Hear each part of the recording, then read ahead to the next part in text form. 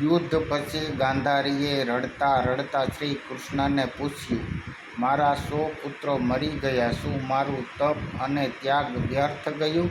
શ્રી કૃષ્ણએ કઠોર સત્ય કહ્યું, માતા, તમે આંખો પર પટ્ટી માત્ર પતિ માટે જ નહોતી બાંધી, પણ તમારા પુત્રના ગુનાઓ પ્રત્યે પણ આંખ આડા કાન કર્યા હતા.